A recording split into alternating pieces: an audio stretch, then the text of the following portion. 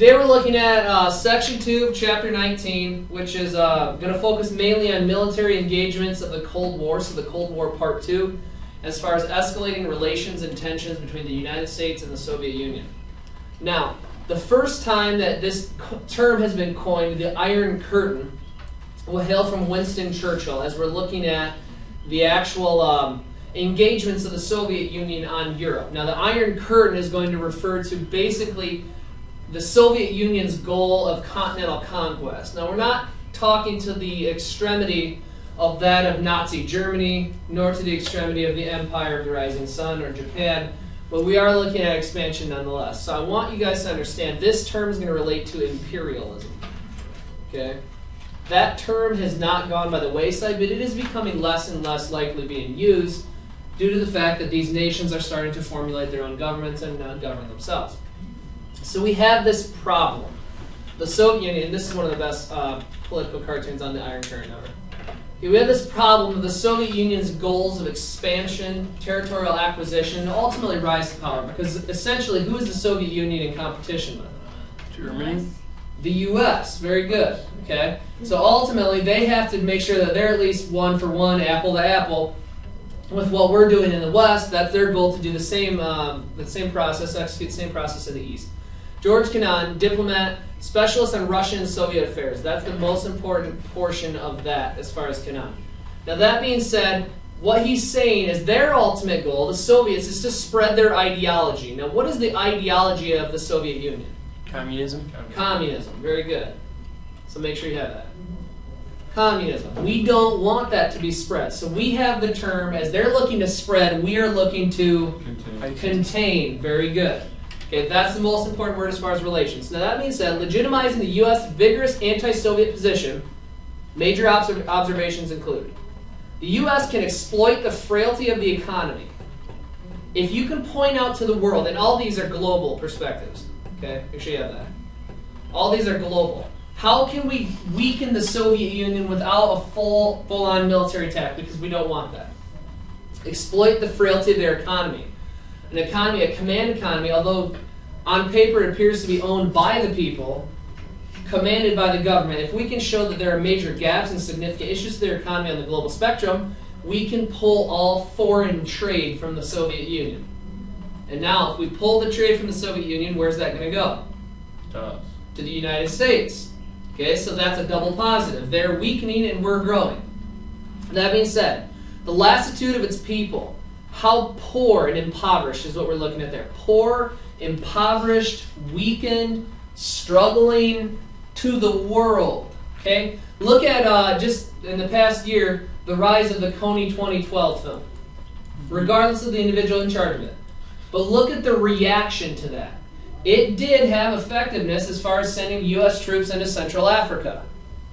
If we can constantly remind the world of what the Soviet Union is doing to their people, it will be a reciprocal issue, and then that'll eventually disappear as well. Brutal nature of Soviet leadership. We're familiar with gulags, yes? Okay, well, a gulag is a Soviet prison camp.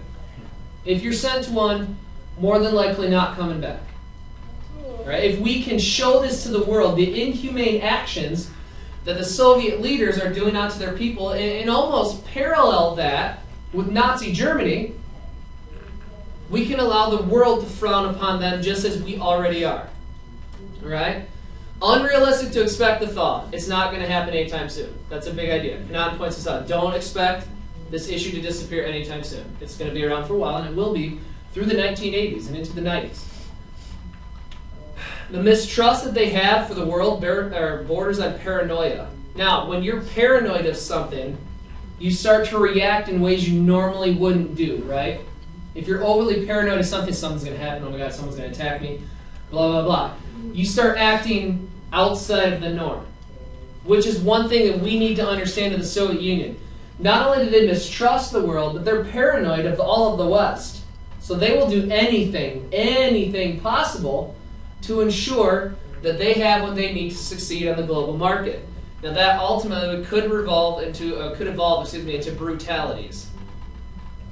Make sure you guys have that down. This could become very ugly if this issue is not approached systematically, one, and diplomatically too.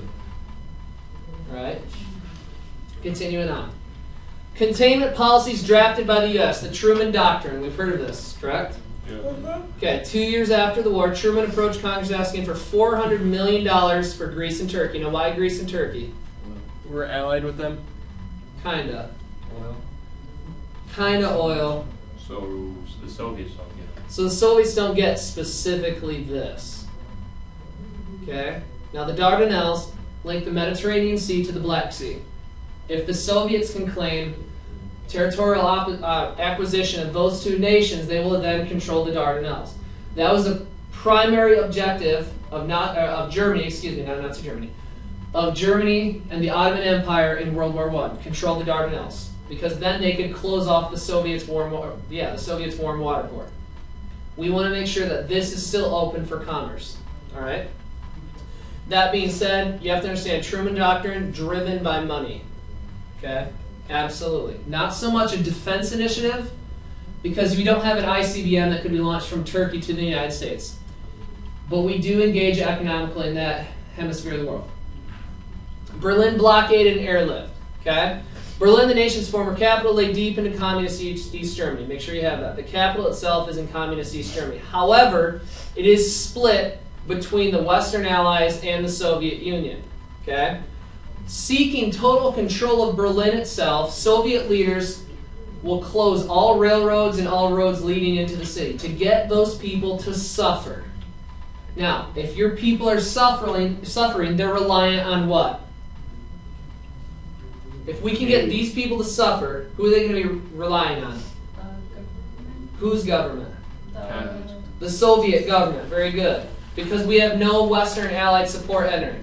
Our response, you close all the roads, you close all the railroads, we'll just fly into the city. Okay, and that's going to happen throughout an entire year. Western airplanes, round the clock, an entire year. All right. Ultimately, the blockade is fruitless. Soviets lifted it in 1949. Okay, so for 1 year, they blockaded the city. However, we're just going to continue providing supplies. Soviets get the message, we're not going anywhere. They end the blockade. NATO. United States, Great Britain, and several other Western. Military alliance. Their response, the Warsaw Pact. Okay, their response, both of them focusing on military defense. Now, one thing with NATO, though, it's more of mutual militarism. So we're going to put down MM. Mutual militarism compared to just land.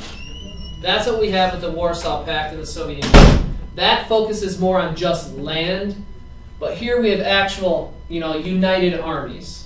Okay, because we're not going to pull a great wealth of military resources from Eastern Europe. It's just not going to happen. But we can put X amount of square miles between us and the enemy. That's the goal. Division of Germany, 1955. Make sure you have your dates on these two. 1955, occupation of West Germany lifted in hopes of a liberated East Germany. Not soon to follow, though. Okay, that's the goal. Not going to happen. 1959, summit between Eisenhower and Premier Nikita Khrushchev occurred. During this time, U.S. spy plane shot down. Looks kind of bad. Okay, we're meeting to discuss peace terms and try to liberate the entire city. And at the same time, one of our spy planes gets shot down over the Soviet Union. That's behind enemy lines, isn't it? Behind enemy lines. Not a good icon. However, Eisenhower is going to admit to it.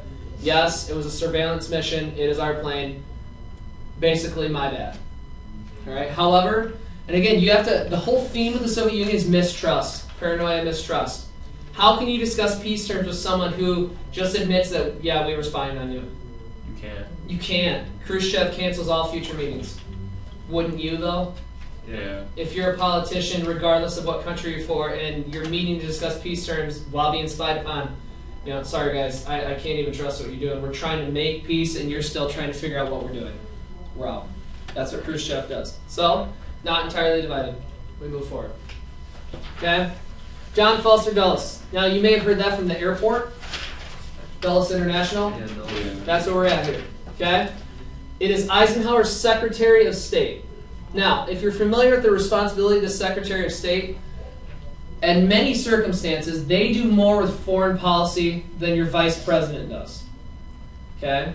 They're touring all of the time. Look at how many times Hillary Clinton was overseas trying to negotiate this, that, and the other thing with other countries. John Kerry's doing the same thing right now, especially trying to keep people, focused on a positive future in South Korea, despite everything that's happening just to the north of them. All right. That being said, serious limitations to the containment policy and communism as a moral evil should be rolled back, not just contained. This is where containment fails.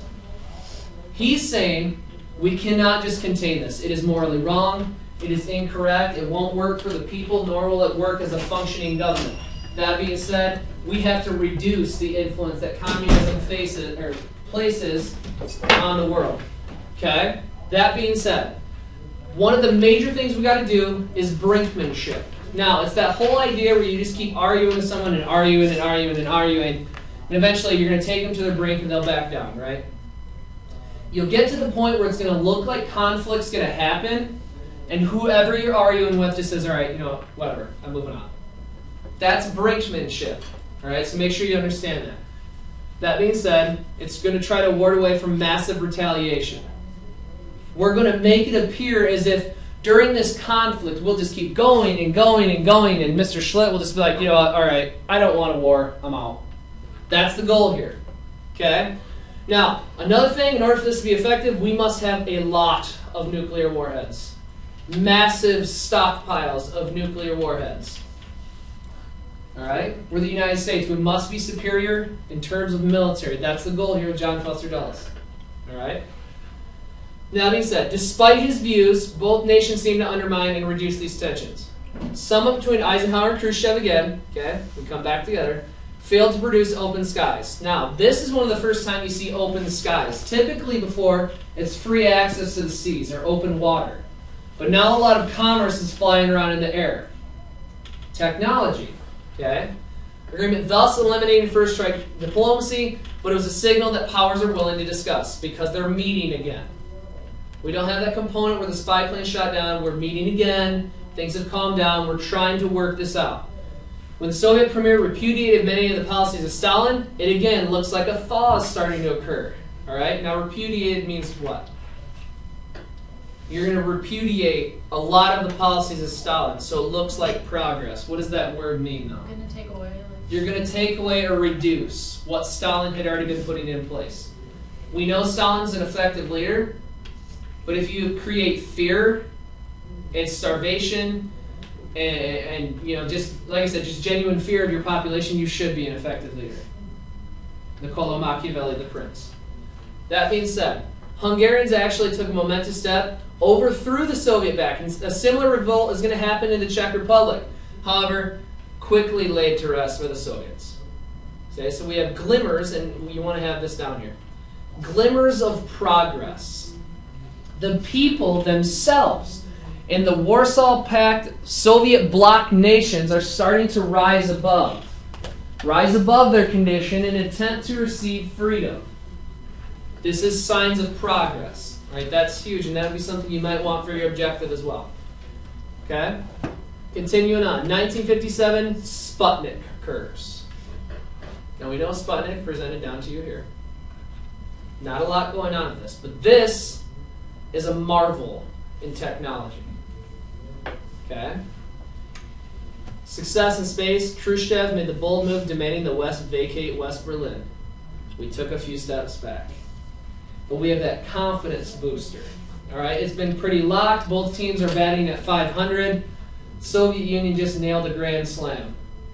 Now we're pouring all of our offense back into it. Okay? They have their confidence booster that they needed. Meeting never occurs between Eisenhower again and Nikita Khrushchev. Then we're going to develop the Berlin Wall. All right? We're going to try to shut out the West entirely in Berlin. Okay? We don't want anyone from the West trying to go, or anyone from the East, excuse me, trying to exit the East in an attempt to enter the Allied West. All right? Now we do have a few positives here as far as engagements diplomatically on weapons, which is what we're looking at now. Okay? U.S. and Britain, and the Soviet Union signed the Limited Test Ban Treaty in 1963. Banned nuclear weapon tests. Okay? Make sure you get these down in the oceans, atmosphere, and outer space. Where were our nuclear weapons tests taking place? In the desert. Very good. Land that people can't live in anyway. Land that's I mean, not taking the environmental component. Sorry, environmentalists who watch this. It's not desirable, and just environmentally not a lot going on out there. All right, but we do recognize the oceans, atmosphere, and outer space could have devastational, global, even catastrophic effects. We agree, no tests there. That's progress.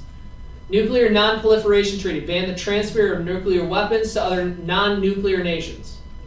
If you already possess nuclear weapons, great, you can't sell them to nations who do not have them. All right? Somewhat agreeable.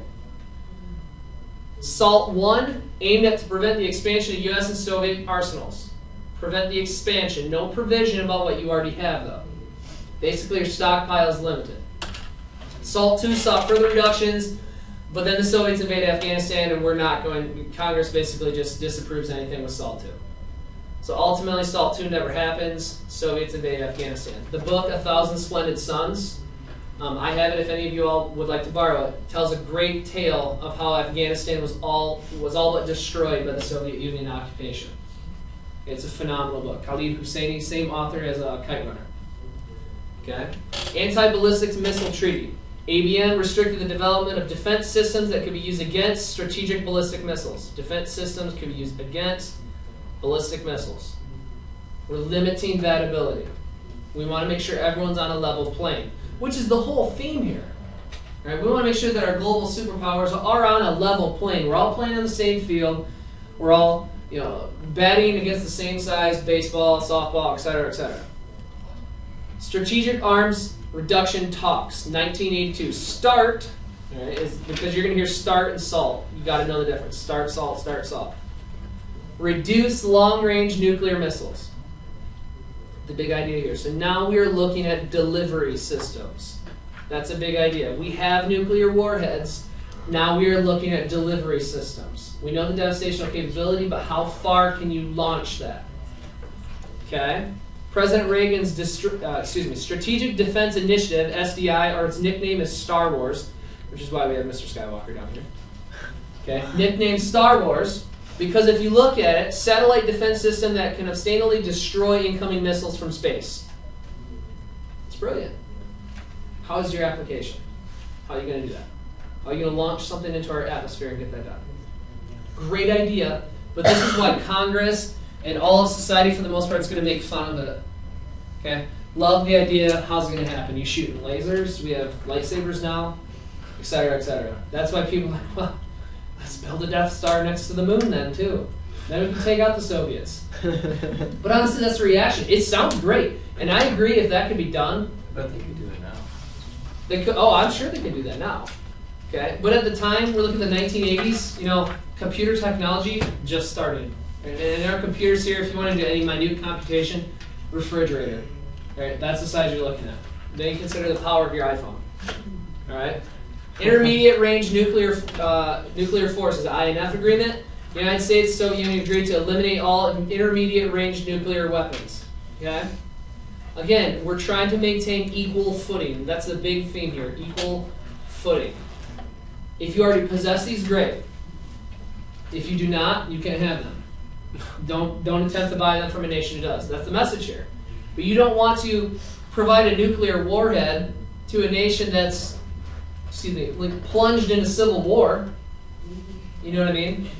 You don't want to provide a nuclear warhead that's struggling to even have a functioning government, because if you have a totalitarian regime with the ability to launch nuclear war, it could get really ugly really fast, and then the Western nations need to come in and essentially clean that up. Sorry, East.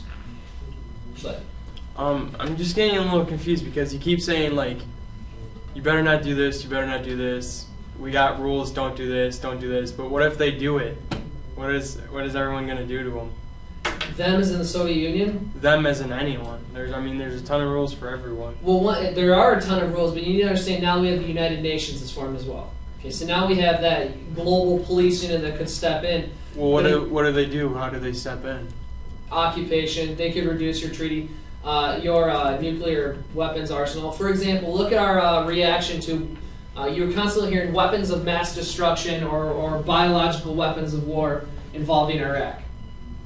Okay, during the most recent Bush administration, we sent investigators, and this transcended into President Obama as well. We sent investigative teams, UN teams, world peace units. We cannot find them. Okay? Obviously, nations have time to react. So how fast can you react? Does that make sense? You also need to understand, too, for every open and globally recognized peace treaty, there are also a myriad of secret treaties as well. Because you're never going to say, hey, world, I have X amount of weapons. Okay? Cool. Good talk. If you want to maintain a defense initiative, that's why we have organizations such as the CIA and FBI. Until you're one of that, you will never truly know. Okay? That being said, I provided 2 links here. This will be available if you watch this later. I would like you guys to watch the Sputnik video. It is 9 minutes long. Really, the bulk of the information I want you guys to watch was in the first minute and 14 seconds. As far as critiquing President Eisenhower's ability to handle the space race. And basically, he's standing in front of the House of Representatives as, regardless of partisan relationship, are basically saying, President Eisenhower, you are dropping the ball and causing us to lose this Cold War. They start attacking him, saying his policies are irrelevant and incompetent, et cetera, et cetera. The other one paints a great picture on the Berlin airlift. Your Chapter 19 VAT is due on Friday. Don't forget, field trip on Thursday, and that was a great lesson.